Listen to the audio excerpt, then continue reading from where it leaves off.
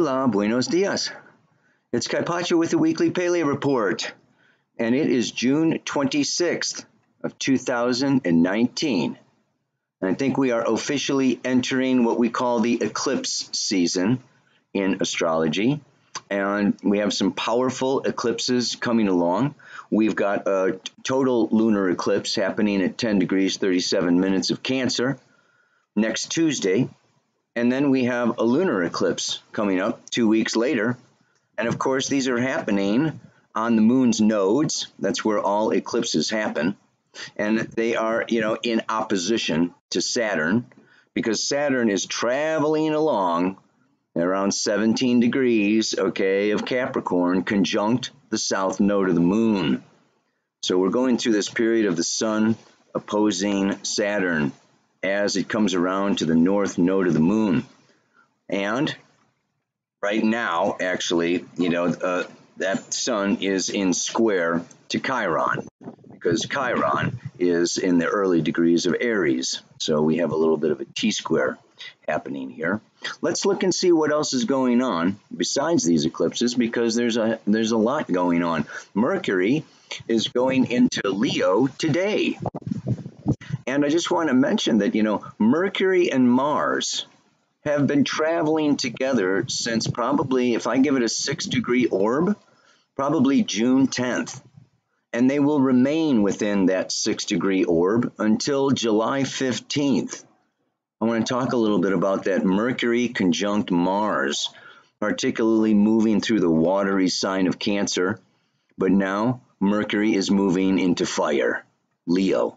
And Mars will be joining on Monday, going into Leo right behind Mercury.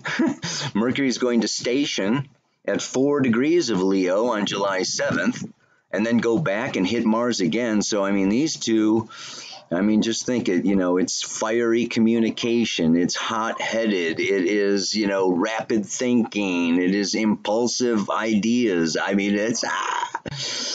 Talk about that a little more. You can kind of see it going on. Fighting words.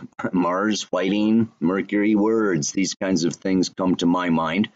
But we will talk more in depth about what that is all about. It adds to a little bit of the intensity of the day. So the moon, is right now in Aries. Tomorrow, she's going to move into Taurus and conjoin together with Uranus. The nice thing is that the sun is going to be sextile Uranus tomorrow, Thursday. Yeah. And then she's going to move on, all the way through Taurus, trining Saturn and Pluto. That's pretty nice through, Friday and Saturday. By Sunday, the moon has moved into Gemini, into this opposition with Jupiter, and then comes into a square with Neptune. So I think these are enough of the aspects for us to discuss for a little while.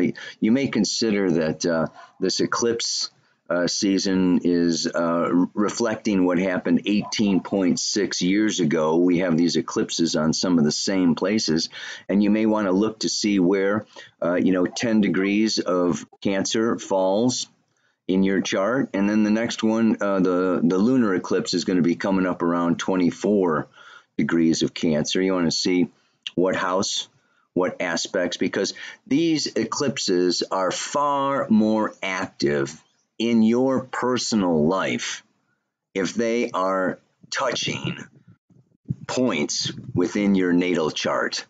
If they're not really aspecting some of your your natal positions, they don't have the same amount of impact. But one way or the other, it is as if there is a super new moon. This is what the mantra is about today. This is what I'm going to be talking about today. This is birthing Cancer, new. Time for some new intentions, some new realities, some new potentials. So let me find a place to look at the camera and talk about it. All right, everybody. Are these the days or are these the days? Jeez Louise, did I fool you? that beginning intro, that I took that at the Tabacon Resort like 2 years ago. So if you've been watching the Pele Report, you may even have recognized it. Yeah, I was not there. I'm home, but like I'm too busy.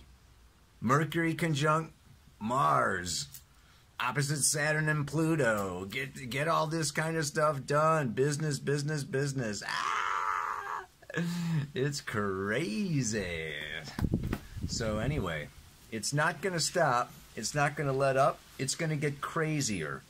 Eclipses have been known all throughout history to be wild cards. It's like throwing a lightning bolt. It's like a Uranian blast, okay, of the unexpected. One astrologer friend of mine said it's like having an astrologer come and sleep in your living room for a week or a month. Oh, yeah, because, and in esoteric astrology, this is, look, you know, it's always put that when the moon comes in between the earth and the sun, it blocks the sun's rays from the earth, which breaks the auric field of the earth, which allows for all kinds of entities and energies from deep space to come in. Some say all the souls that are going to incarnate for the next 6 months come in during the eclipse. So the solar eclipse is the big one. There's a lunar eclipse, or 1 or 2 lunar eclipses, you know, on either side of a, you know, of a solar eclipse, depending on. But this year, we're coming in with a solar eclipse, you know, on the north node, and then we're completing it or finishing it off with a lunar eclipse, okay, with the moon on her south node.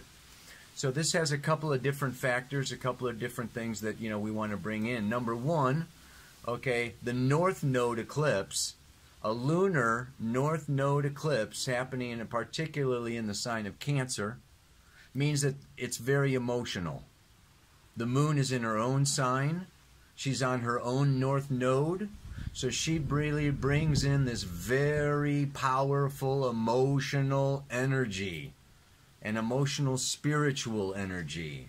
So it's a very fertile time. That's why I'm talking about birth, okay? You know, and it's a new moon. And the north node is about future intentions, future goals, future possibilities, birthing a new paradigm, birthing a new reality, okay? You know, maybe birthing a new family, you know, making new emotional connections. So this is, it can be a very beautiful time. The challenge is that, number one, there's a few challenges. And see, I have to even slow myself down from talking because I get so emotional about this, right? Mercury, Mars, you know, moving through Cancer, and now Venus in, you know, in Cancer, and you know, all this emotional. Cancer is cardinal water. So that is, you know, moving water, like white water rapids, like waterfalls, like the crashing surf at the beach.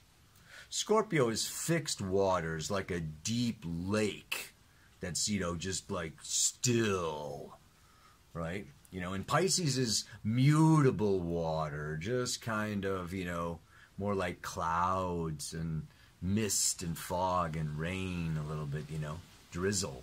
Okay, so, you know, Cancer is just like, it's like thick water. And Cardinal is initiate, Brahma, you know, create, Yang energy. So, you know, this is very, you know, as much as you can have Yang Yin,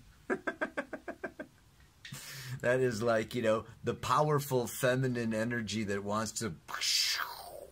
I mean, it's, and Cancer's got two sides. It's even the glyph, right? You know, has these two, you know, folding energies. And one is like the, you know, the child in the cradle being rocked. And the other is like the Madonna or the Mother Mary, you know, coming over the top. Yeah, and there is what we can say immature and mature. Or we can say unevolved and evolved. Or we can say, you know, there's a whole range of expressions for all of these archetypes. So we can have immature, okay, Mars, Mercury, Venus, you know, Sun, Moon. We're going to have, you know, just like this charge going on here. You know, I mean, Mercury is moving into Leo, but, you know, it has been and it is just like really, you know, it can be tantrums and it can be impatience and it can be just like emotionally charged, you know, spillage, like vomiting, you know, just our, you know, our guts out, you know, on whoever is there. Who's that? Or not there. I mean, we may be doing it to the mirror. We may be doing it, you know, in the bathtub or whatever. But, you know, I mean, this is a time of tapping into and feeling very deep feelings. Part of this has to do with that Pluto-Saturn South Node in Capricorn is cleaning out the karma, the old cobwebs, the old conditioning, the old patterning. This is a time of getting in touch, okay, not only with our needs and our fears, but maybe with our guilt, you know, or what we may be ashamed of, or our grief, big grief. Saturn is grief on the South Node until October. You know, just like there's, so this is a heavy time, and the challenge is to balance, to not suppress the feelings and the inner child and the tears and the anger, you know, at our parents or society or partners or ourselves. But then also we don't want to suppress it, but we also don't want to just like, you know, have our, you know, inner child be running the show and, you know, rebelling and, you know, throwing out tantrums and, you know, making demands and just kind of, you know, so it's, you know, this is a, you know, it's a very powerful opportunity to mature and to really step into this objective mother, father, grandmother, grandfather kind of energy in order to just like really bring in calmness, tranquility, serenity, breathing, slowing things down, not making like jump rash decisions, okay, and just like throwing the baby out with the bathwater and, you know, sabotaging things that you've been working on for long periods of time because of some emotional outburst. It will also be a very good time to take it easy on each other and to understand that collectively and individually, we're all kind of going through this together. I have been very fortunate to, you know, be present at 4 different births, you know. I mean, 3 of my children I actually got to catch. I actually dropped the first one, but very slippery. Talk about, you know, it's talk about, you know, life and death, the doors of life and death, when people die and when people are born, okay? This is like the ultimate in intensity. You know, this is Plutonian, Scorpion, you know, 8th house, life and death. So giving birth is tense. You have to breathe. You have to push. You have to stay with it, okay? You know, and you have to like even endure, you know, massive amounts of pain. And it's just that there is like, and we are together birthing a new paradigm, a new age of Aquarius. This is the turning of the ages. And this brings up a lot of fear. What happens with your first child is you change. It's in a whole identity change for whoever is giving birth, from being single or in a partnership to being a mother. That shift of identity is the biggest identity shift that you can have in a lifetime. So just think of it on a planetary basis. We are going through a huge identity change. And there can be, as a result of fear, a tremendous resistance to this change. And we can see old patriarchal, building walls, threatening wars, sanctions, our political leaders are creating this massive, disaster, okay, when it comes to trade and tariffs and all this kinds of, issues around boundaries and laws and rules and borders and, selling $8 billion more of bombs and arms. And it's just like repeating some of the same ignorance that has, helped to destroy our planet through power grabbing, through greed, through money. And what is it? Of course, it's about resources. I've talked about this with Uranus in Taurus for the next 7 years, the changing of resources, the need to invent and work with new resources. And so what are we dealing with? Freaking oil. The same thing that's been, that we've been, depending on and, using up, and, it's creating all kinds of, drama it has in the past. It's just like, so this is, it's perfect. It's perfect for each and every one of us to see the patterns, the motivation, the morals, the ethics, what's driving the boat, the bus, who's doing this, that, and the other thing. We're getting so polarized between the yin and the yang, and the masculine and the feminine, okay, and the prana and the apana, which really brings me to, this eclipse course. Myself and the Dream Team, New Paradigm Astrology, is offering, the Enlightened Eclipse Journey, where we're doing live sessions, we're having worksheets. I'm doing a Kundalini Yoga Kriya, balancing the prana and the apana. And the prana is the upward movement of energy, okay? And the apana is the down and out flow of energy. So one can be very Capricorn, the other can be very Cancer.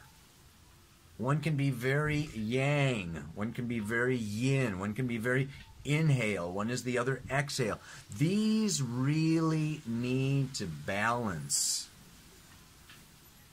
These, and we can consciously do practices, the breath work and yoga and, other forms of mindfulness to really create this balance between professional and personal, between our outer world and our inner family and inner emotions, between, duty, okay, and inner nurturing. There's just like this whole, we're really being stretched right now. There's a link to learn more about this course down in the notes below the video. I'll put that in there. But, this is something that we're all going through now. It's something that, the mantra is about this week with this solar eclipse coming, but it's going to be carrying on. Like I said, Mercury is conjunct Mars, through at least more than half of July. And this is, like I said, the battle cry, okay? And it's moving from water into fire. So it's moving maybe from threats, or, tantrums or demands into more action. So we want to just like really, and like last week's Pele report was about, don't get swept up or swept away or swept into too much of the external madness that is going on. And rather, we need to accommodate. We need to find ways in our lives. Like I said, Saturn is conjunct the south node of the moon all through October. And then we have Jupiter, Saturn, Pluto, next January. We have this, big conjunction all through 2020. The next 18 months are very powerfully intense months of birthing this new world, this new paradigm. So it's, you know, we got to hang in there, and we need to keep our wits about us.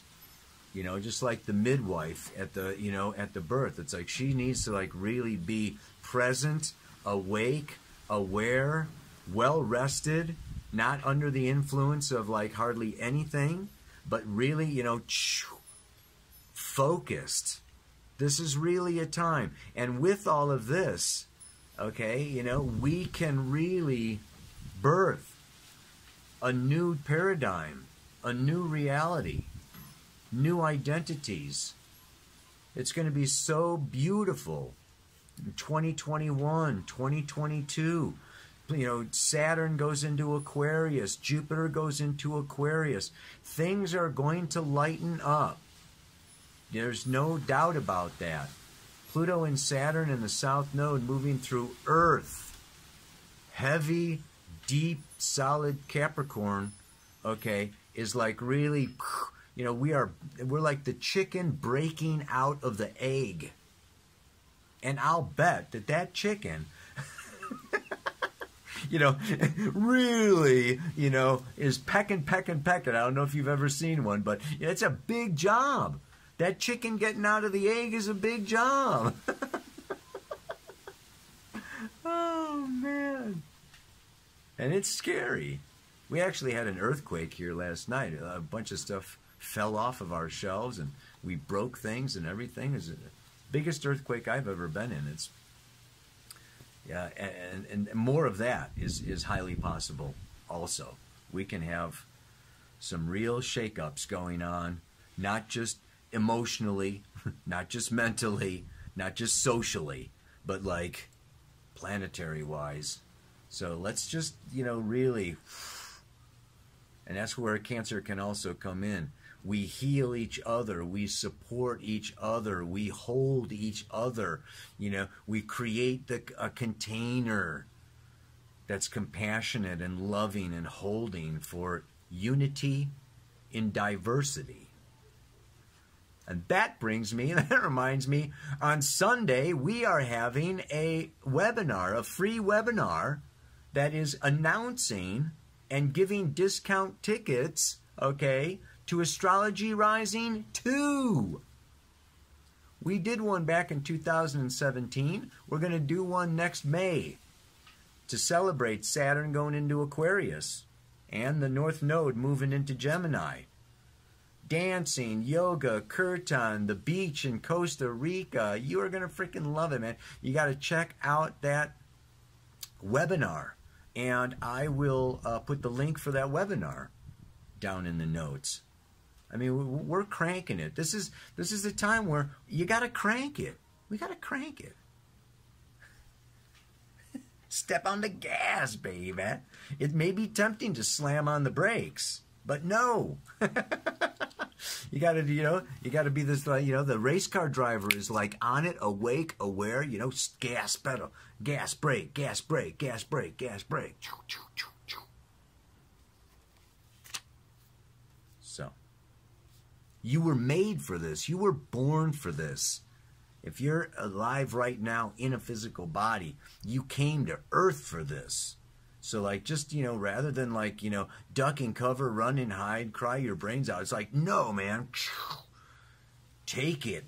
Take that bull by the horns, baby. I will not take for granted the gifts of Mother Earth, but do everything within my power to heal and help her give birth. You know, what can really help during this time is gratitude and appreciation for the simple things in life, the family that we're born into, the loving relationships that we have, all the food and the nourishment and the fruits and the berries and, I mean, everything that Mother Earth gives us. and provides us for. You know, we're pretty darn spoiled on this planet, and we may not always realize, you know, how much she offers us and gives us unconditionally. You know, Gaia is such a beautiful example for each and every one of us of unconditional giving. Even though we are like raping her forests and polluting her streams, she's always giving. So let's, you know, and she can also be the, like the maypole, or she can be the crux or the vortex. You know, she can be what draws us together, our common desire, our common intention. You know, that, you know, she's she's putting out the call that can call all of humanity. You know, every single human being lives on this planet. Space stations excluded. But like, if there's anything we have in common or anything that we can all unite around, it's helping, healing, purging, purifying, fertilizing, assisting, enjoying, endearing, you know, giving gratitude and adoring this beautiful blue planet. So, yeah, that can, you know, that can really, you know, be a heartwarming, you know, meditation during these times of so much maybe stress or disillusionment or grief or loss. You know, it's just like, you know, come back to Gaia, come back to Earth, come back to gratitude, and, you know, give our thanks. So I will not take for granted the gifts of Mother Earth, but do everything within my power to heal and help her give birth. May you live in peace, harmony, and gratitude, and spread it around. Namaste. Aloha. So much love.